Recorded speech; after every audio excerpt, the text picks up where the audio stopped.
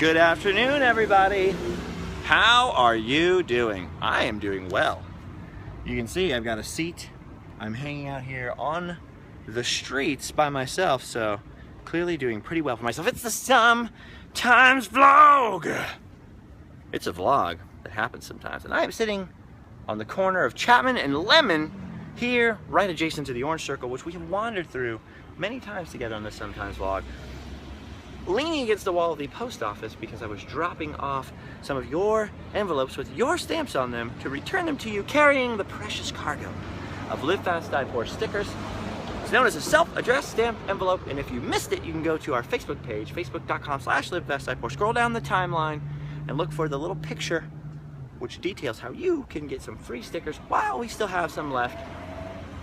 Yes, I was sitting there at the post office having all these conversations with all these strangers because my phone was on airplane mode, so my phone wasn't interrupting my brain. I'm sorry, I was distracted by these people over there. They just looked so happy.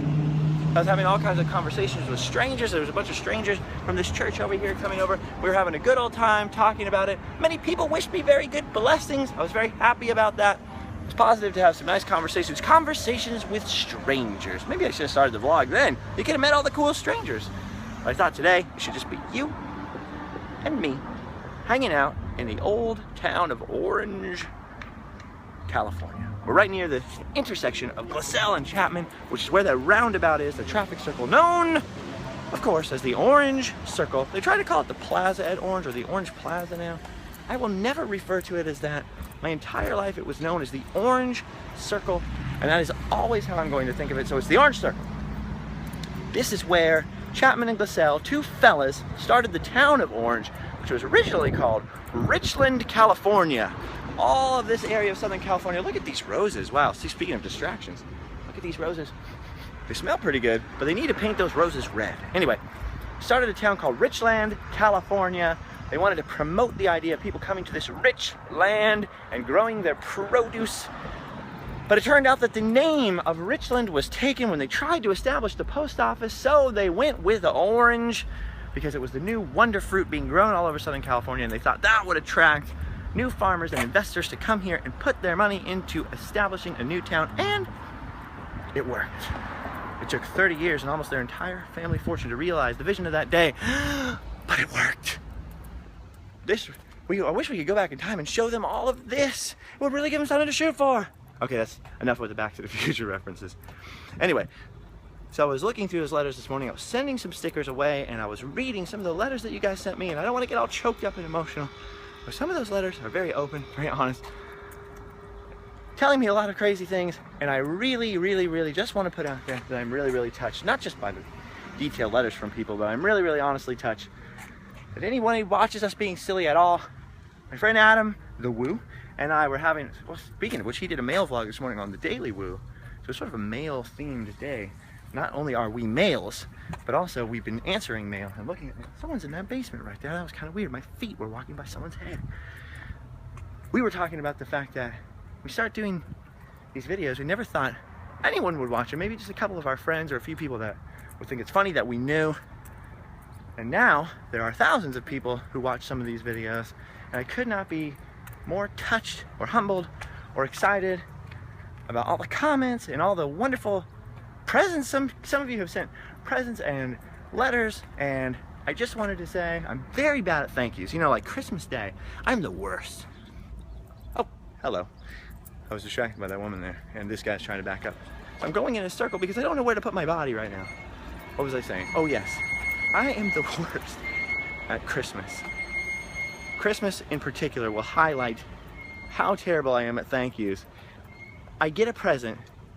I'm excited about the present. I like the present. I really like the person that gave me the present. I really genuinely inside feel like you know, Puss in Boots from Shrek. I want to get the big teary eyes and be like, thank you. And then this awkward feeling comes over me that if I say thank you, I'm not going to say it good enough, and my thank you is not going to be adequate, and I get really awkward. I'm like, oh, cool. Thanks. And then I know I look completely ungrateful. And then I have this complex about it. So anyway, I'm really bad at thank yous and conveying that I am grateful. It makes me awkward. It makes me, I'd rather make a joke than say thank you sincerely and make eye contact with somebody. But I really do appreciate all of that stuff. I'm going somewhere with this. One thing I noticed is because we talk a lot about the quest for positivity, which I'm going to circle back to in a second. Get it? Orange circle? Tying it all together, huh? In a nice little loop. Oh, see what I did there? Anyway, reading a lot of these letters, because of the quest for positivity, a lot of you have written and talked about some of the crazy stuff you're going through this year. Like wearing those shorts. How you doing, sir? Good, how are you? I like his sunglasses. I need a pair of sunglasses so I don't squint constantly. Anyway, detailing some of the crazy, gnarly stuff that you've been going through. And I just want to remind you that your circumstances the circumstances don't have to control you. You can control the circumstances a little bit. Sometimes you can't control the circumstances and they're going insane, but they don't make you who you are. Some other people have written me talking about mistakes they've made and horrible things that they've done and how they want to be a positive person now. They want to turn it around and go on the quest for positivity. That is awesome. That is super awesome. Just remember, fuel and food for thought, your mistakes are not who you are. You are not your mistakes. You can overcome your mistakes. You're also not your past. You're not your parents. You're not your situation. You're not your circumstances. You are you. And even the ones of you that I've never met and I do not know, I believe in you. I believe that you have the power to take control of your feelings. I was writing somebody back today and I said something to the effect of, I sort of canned it better in writing than I am now. I really sincerely believe that we can, through a lot of effort, get control of our feelings. If we can get control of our feelings, we can get control of our attitude. If we can get control of our attitude, make our attitude positive, then we can affect our actions. Well, we can affect our decisions and our actions. If we can affect our actions and our decisions and make those positive, we're going to well, let's infect it with positivity. We're going to affect our circumstances, make our circumstances more positive, and our environment more positive. If we can make our environment more positive, then we may, hopefully, can't control anybody, but we may, in fact, influence the people around us in that environment, and maybe their attitude will be more positive. So I really think the first step is really recognizing, like, I am negative. Either something bad happened to me, or I've been being negative, or I haven't been paying attention. I've just kind of let myself get into a slump. That's the first step. But rather than getting depressed about it or saying, I'm depressed, like I used to do for years and years and years, so I'm speaking 100% from experience here, or being negative or trying to find some negative outlet or taking it out on yourself or other people, it's important to recognize, you know what, something really horrible happened to me. A family member died, or I got divorced, or my wife cheated on me, or something crazy happened to me. Rather than letting it get to me, letting it affect me, make me a bitter person, a sour person, make me go around and interfere in other people's lives and mess with other people's lives, make myself feel better about myself. Instead, what I'm going to do is recognize the horrible thing happened. It happened. You can't do anything about the fact that something horrible happened or you made a mistake and it happened. Accept the fact that it happened. Try to understand that your feelings are separate from the incident. Try to control your feelings. Understand you can control your reaction. Even if you've reacted poorly to something, you can always turn it around. If you've offended someone, you can ask for forgiveness. If you've done something wrong, you can try your best to make up for it in other ways. If you've had something horrible happen to you, you may not be able to change it. You lost somebody important in your life. You may not be able to get that person back or resurrect them from the grave, but you can always try to control your circumstances. Look for the silver lining. Think of the things that you're grateful for. Change your attitude. I promise you that all of it sounds cliche, and I repeat it over and over, and some people have been like, oh, come on, man. Oh, be positive. Yeah. I promise you that it works. I promise you that it works. I was married for 11 years. I was 100% completely devoted to one person for years, to the point where I really didn't have a lot of friends that I hung out with all the time on a daily basis. Very devoted, very specific. I was sick and ill for years and years too, so I became the de facto stay-at-home parent, part of being married with one child. I was ill, so my entire universe revolved around my life as it was in this little tiny bubble. After 11 years, which, I mean, we're talking about starting to date this person in high school. After 11 years, turns out this person really just didn't like me so much. That's really what it was at the end of the day. But rather than handling it in a good way, the other person handled it in a terrible way. And the intention is not to talk crap on anybody. I'm not bitter. I'm not trying to say anything angry or negative. You don't have to go try and find a Google my ex or be negative. I'm not even trying to bash anybody. I'm just talking about what happens to illustrate a point, because I want you to know that in this instance, for once, I actually know what I'm talking about. Rather than telling me this person decided that it was a good idea to just go around and do whatever the heck they want. You can fill in the blanks there. Grown-ups, children, it means that she was out dancing for a long time without telling me. Anyway, by the time I was only informed that, oh, maybe we should not be married anymore, I spent 6 months trying to do my best, do everything I could, because I didn't believe in divorce, I didn't believe in all these things, to try and save it. I was very devoted to this person, I cared about this person a lot. And it was all for no reason, because at the end of that 6 months, after trying, going, I have done literally every possible thing here to try to save this. I don't understand why none of this is working. It all came out that the person had been dancing around, smooching with everybody, and just was completely over it, and had been over it for a very, very, very, very long time. So not only had I sort of sacrificed, and from my perspective, there's always two sides to every story, a lot to be the stay-at-home person and support the other person's career and not have a career of my own and stay home with the family and all this stuff, which, by the way, does not come with a pension or a retirement plan. There is no severance package for that. Not only did all that happen, but I lost, you know, basically the only person who I was close to. I had to lose my car, my house, everything. Gone. Everything gone. And it was pretty terrible. It was a pretty terrible, horrible, awful situation, because, like I said, I had devoted myself to the one person. When you're married, and married people will understand this, it's not that your friends aren't important or you don't care about your friends, but they are not the priority. So you don't have a lot of close friends after a while. You may have a select few, but really you're devoted to the one person. You always have a plan with the one person. You're always going somewhere with the one. Your whole life revolves around this tiny little bubble, basically. It's the only person I had ever been with. I had never been in with anybody else before. I have not been with anybody else since. In a romantic, you know what I'm talking about. Grown-ups, you know what I'm talking about. So it was a little bubble that I lived in there for a long time. And when it burst unexpectedly, and this person is the closest person to you in the world, almost in an extremely cruel way, did I learn about all this stuff. And since then, by the way, there's been absolutely no remorse, no nothing. Being friendly now, things are getting cool with the being nice and all that, but it was not cool.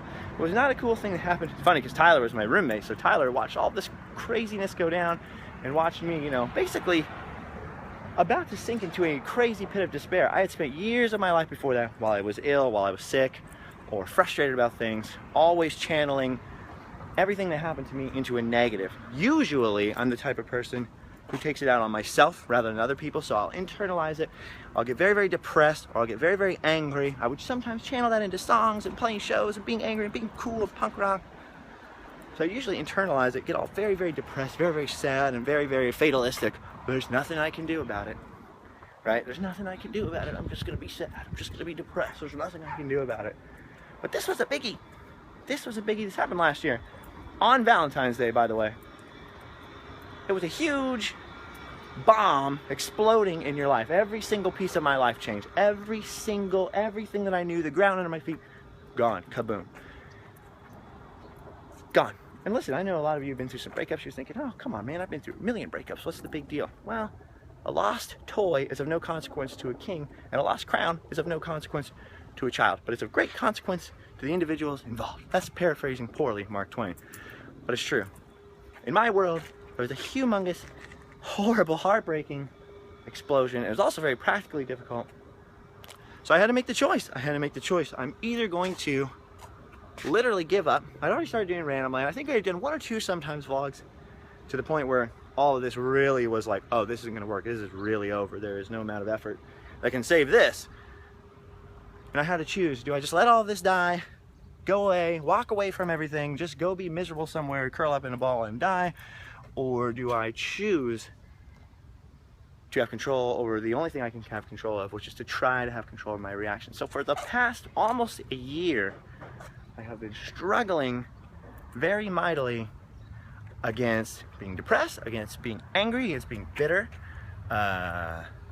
you know, against poverty, against circumstance, against anger, all that kind of stuff.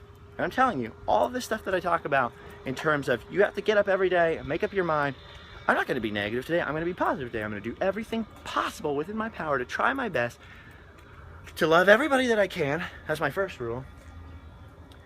To forgive everything that comes across my path that I don't like. I'm going to try my best to forgive everybody. I'm going to try my best to pour everything that I've got into my friends and the people around me. Sometimes to the point of exhaustion. Sometimes that can be a negative, but for, you know, in general, that's a good thing to do, is try to put other people before myself and try to put my problems last. That guy's got a sweet bandana. I want a sweet bandana. So anyway, that is, in paraphrase, as detailed as I'm going to make it. Honestly, it was a lot gnarlier than that, and there was a heck of a lot more tragic, horrible incidents and crazy things that really made that a lot harder than I just made it sound. But that's as much as I can say, and it's taken me almost a year to say it, because I don't feel like reliving it, number one, and number two, I don't really feel like talking badly about another person, where if another person did something horrible to you, it's kind of hard to tell the story without talking badly about them, and I really didn't want to talk about while I was bitter. And honestly, at the end of the day, now, just in case you were concerned, ma'am, I'm really glad, because it turns out if the person doesn't like you that much, they don't have to be with you. Nobody has to be with anybody. You know what I mean? There's just ways to go about it. And those ways were not the correct ways, in my humble opinion. Anyway, so there you go. So I know what I'm talking about. I know, I very much understand and sympathize when you guys send me letters about the struggle. You're talking about depression, you're talking about mental illness, you're talking about whether it caused, temporary mental illness caused by anguish and a stressful situation, or some ongoing thing. I have plenty of family members and close people of mine, close people to me with those kind of issues. Breakups, grieving, losing people. I've had people commit suicide in my life. I've had people die. So I very, very much sympathize and understand with what you're talking about. And honestly, it's very touching, sincerely very touching to me that you guys feel like you can open up and say that kind of stuff to me. The few of you that have written letters like that, I really, really appreciate it. I just want you to know, that's why I'm sharing back. It's a little bit different than most sometimes vlogs. Tomorrow will just be wacky and silly. We'll run around and we'll make all kinds of jokes, which I'm sure will accidentally offend somebody out there. But I just wanted to give a little back, open up a little, as much as I can. I'm sorry I can't say more and be more specific and be completely open book. I'm a pretty open book with about 99% of my life, but it just involves other people. Like I said, I have a child. I would never want to say anything bad about my own child's mother or get too specific, but I just wanted you to know that I have experienced quite a few crazy hardships in recent times, and I do know that this stuff works. So number one, gratefulness. I said that before. So you guys talked about that around Thanksgiving time, of course. Look for things to be grateful for. Every psychologist, every counselor will tell you the same exact thing. Look for things to be grateful for. Try your hardest to, honestly, to list them out, because it's almost always true that it could be a lot worse. So when you actually stop and think about it, I know it sounds cliche, I know it's difficult. It's like when you're having a panic attack or something and people tell you, breathe. Oh, easy for you to say, right? But it really honestly does work if you could stop, think of the things you're grateful for, and honestly, think, this is what helped me a lot. I can't change what happened. I can't change the circumstance that I got put into. All I can control is, well, where do I want to be now? Well, you have to take it day by day, so you have to work on this day by day, but hold on, where do I want to be a year from now? Because sometimes it's really hard to see directly in front of you, you know what I mean?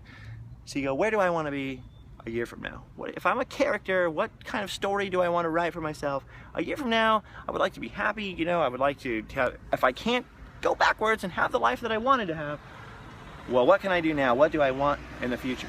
How do I want to feel? What kind of life, quality of life do you want to have? What do you want to accomplish?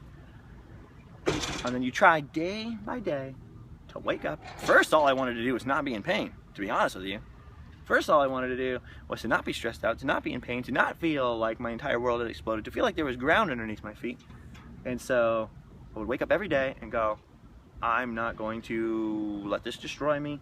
I am not going to be negative. I'm not going to be bitter. I'm going to really try not to be angry. Anger was the hardest thing to get rid of, to be honest. That was the hardest one. Being hurt, being sad and missing that person, that went away actually pretty quickly. It was the anger, the sense of injustice, because it was unfair. But you know what? Life isn't fair. I used to teach my son that that's a bad word, because nothing is fair. There is no fair, right? Let's just sit down here. It's actually kind of nice. Beautiful day. So that was the first thing. So I'd wake up every day and go, I'm not going to let this control me. I'm going to do my best to control it. And let me tell you, for the first several weeks, it was absolutely fake it till you make it. 100%. Fake it till you make it. In fact, that was why I was referring to last week when I was saying that sometimes you have to stop, though. You have to stop doing that and say, okay, some bad things have happened to me. Because otherwise, you're going to get disappointed when you start to fail at being positive. You're going to go, I had a really bad day today. I sucked at being positive. I suck. No, you don't. Just recognize bad things happen to you. Stress builds up. Sometimes stress builds up on us. We don't even notice it. We had a hard day at work. We've been doing a lot. We're doing a lot of positive stuff even, but we've been really burning ourselves out. It's all right to have bad days. You don't have to hate yourself for having a bad day. So not hating yourself is probably number 2. Be grateful. Choose every day. Or number 3. Whatever. There's no numbers. There's no plan here. We're just all winging it. I'm just sharing with you some of what worked for me because apparently some of you were listening. Who knew? But that was really it, day by day by day. And I only talk about the beginning chunk of this because, like I said, the letters, you can do it. I honestly do actually believe in you. Even those of you I do not know, I believe that you have the power to take control of your own reaction, at least. And at the end of the day, speaking specifically to those of you who have either lost someone through like a death or something like that, or lost somebody in a breakup or someone you were really close to, or that kind of a thing. Speaking specifically to the lonely people, at the end of the day, we cannot let other people be responsible for our happiness. Other people could definitely make you happy, other people could definitely make you miserable. Ugh. But at the end of the day, it's really not fair to make somebody else responsible for your happiness. You have to be responsible for your own happiness because you own yourself. You're in charge of yourself. So that's an easy thing to say, but a very, very hard thing to live and accept and take on board is that, yes, you're lonely, you're single, or the person that you really wanted is gone, or maybe you hate the person now, but they're gone, or you miss someone who has died and you think, how can I go on? That was my best friend, that was the closest person to me, or my mother, or my father, or my brother, my uncle, sister's cousin. Yes, a sad thing happened in all those situations, but at the end of the day, you have to recognize you do have the strength to be happy. You have the raw material and the ability to be happy.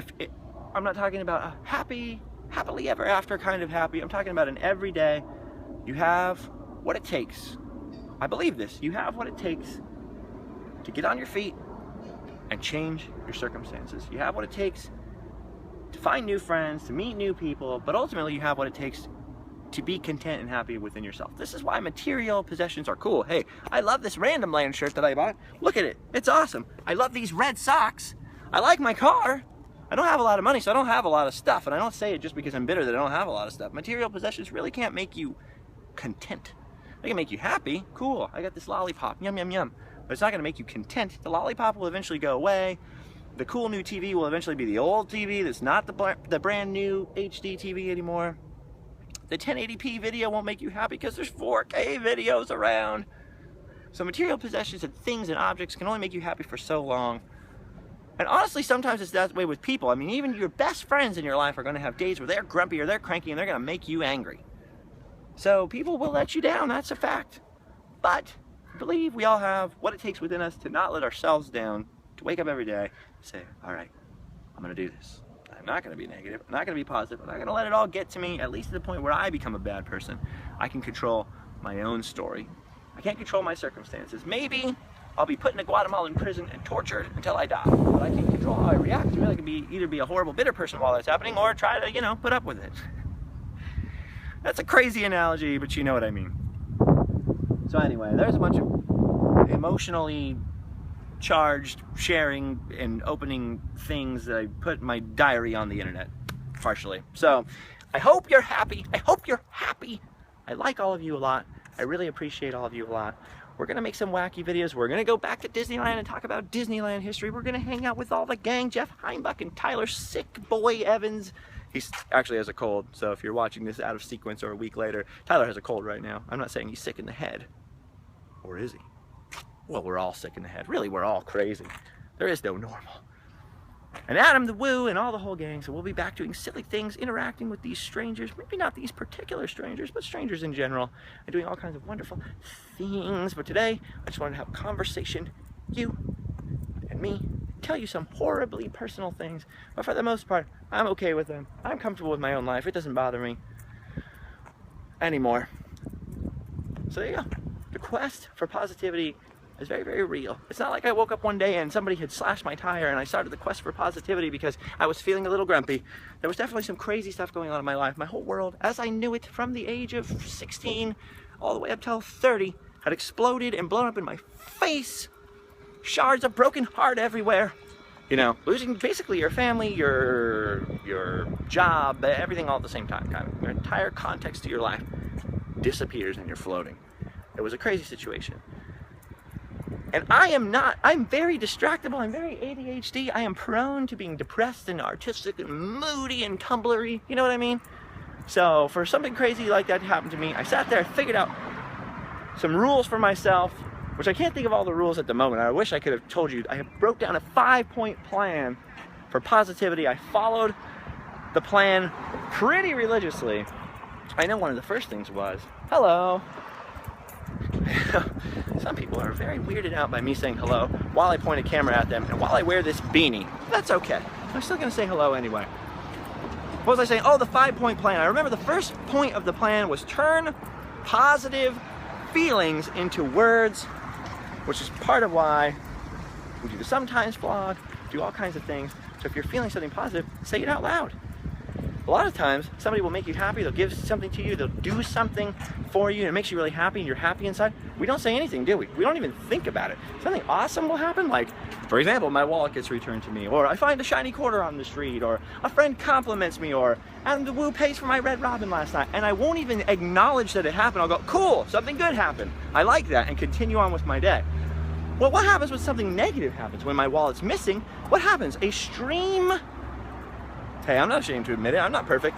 A stream of profanities and panic was coming out of my mouth. Oh no, you know? Oh poopy. Just made myself laugh there. Laughing at my own jokes, what a jerk. Stream of horrible things comes out of my mouth. I make a huge deal out of it. It becomes the biggest deal in the world. When I find it, I go, oh cool. Well, that's no way to live, is it? Because that means that everything bad. Sorry for what I said. I understand. I didn't know if she was talking to me or not for a second, so I just had to pause and find out. That means that everything bad that happens to us gets a whole bunch of attention. It becomes a monument.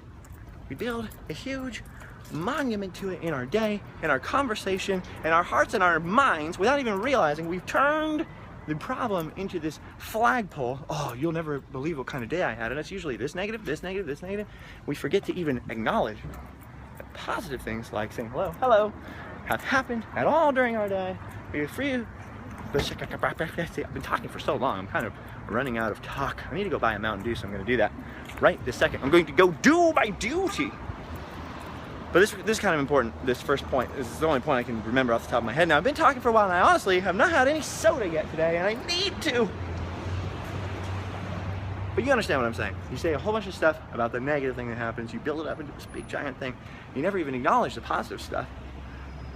I heard the funniest joke. It was funny. It made me happy.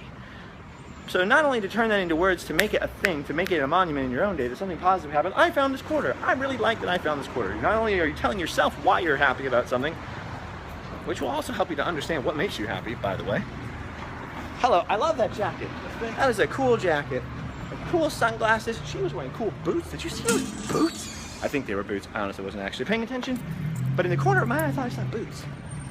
Yes, they were boots, and they were awesome. They looked like crazy Imperial Star Wars officer boots. Anyway, so that becomes important, not just for yourself, but also for the people around you, to acknowledge when they have put some sort of blessing or some sort of positive thing in your day, to say, hey man, that thing you said to me earlier about the joke being really funny really made me feel good, or hey, really, thank you for buying me the meal. Not just thank you for buying me the meal as a courtesy, thank you, Adam the Woo, out there right now. I'll practice what I preach right here on the Sometimes vlog, because I know Adam will probably watch this once I tell him to. Thanks for buying the Red Robin, buddy, not just because you spent your money when I wasn't expecting it, but also because it made me feel good and appreciated as a person. That kind of a thing. That's exactly what I'm talking about. And that was totally sincere. But like I said, I'm awkward about thank yous.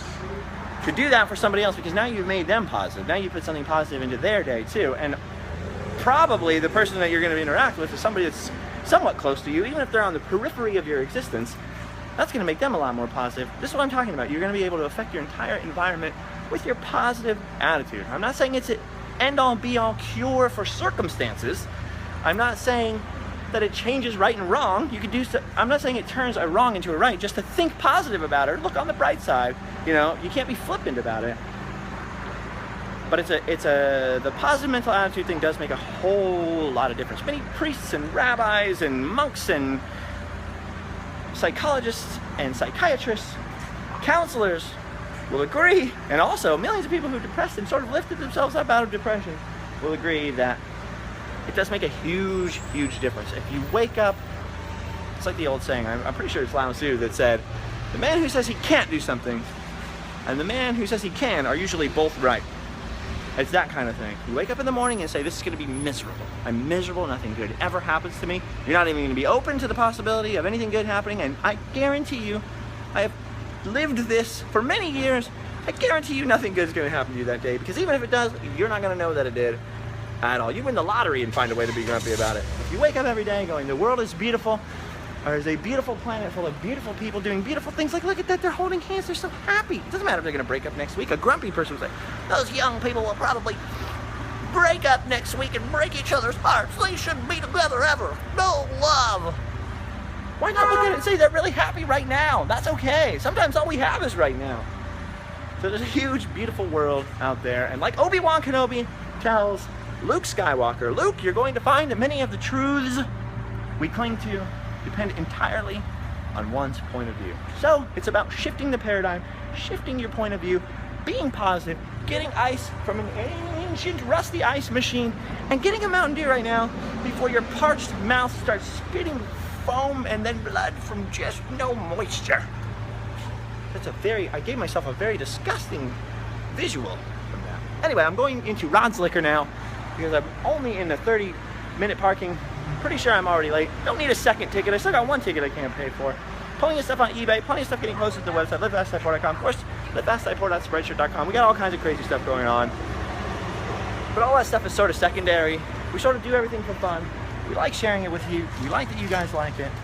Really appreciate all the comments, all the feedback, all the presents, the donations, the purchasing of the shirts, but most of all, the watching of the videos and the interacting and being part of the quest for positivity. Honestly, look at that. It was something that I started to not go mad. Truthfully, I was talking to myself at first, really preaching at myself. And so many of you have joined me on the quest for positivity, and you guys say positive things to me, and I try my best to get back to you and say positive things to you. And it's become like a whole different thing. My entire life is completely different. I am no longer bitter and upset about my old life. I am pretty stoked about my new life. It's entirely better than my old life. I've got many of you people in it. It's amazing. I get to meet all of you. We get to give each other hugs. We have all kinds of inside jokes with each other now, and memes and all kinds of things. We get to make people very, very confused because they don't know you're in the little box. So life is pretty good right now. I'm feeling pretty excited. I don't care that there's only $40 in my bank account. I don't care that I have a speeding ticket to pay for. I don't care that I'm ugly. I do care that I don't know this handsome stranger here. I don't care that I don't have Mountain Dew, because I'm going to get one in a second. You get the point. So I'm pretty positive. I'm feeling pretty good. Thank you for the letters. Thank you for everything you guys do for us, because we just put silly videos and art and different stuff on the internet because we like to. That's just what we do. So we really appreciate the fact that you're sharing in the whole thing with us, reading it, talking back, sending us cool stuff. You guys send us cool stuff all the time. And by the way, the website, livefasttyport.com, we do take submissions. So if you write a blog or articles, or you want to write a review of something or artwork or something like that, there is a submission form or something on the thing, and it goes to Tyler and them, and they look at it. And we don't have the time or ability to post everything, but we do like the interaction. We do like people participating, and the fact that it sort of turned into like a little family. I don't want to get emotional, but you guys have really honestly been a huge, huge part of my life for the last long time. And you continue to be part of my life sometimes. Get it? See what I did there? Sometimes vlog. There was some sort of orange circle reference I was going to bring it back to when this was all said and done, but I can't think of what it is because I just really need soda. And now I'm rambling because I've embarrassed myself with my own feels. So I'm going to go. Thank you for watching.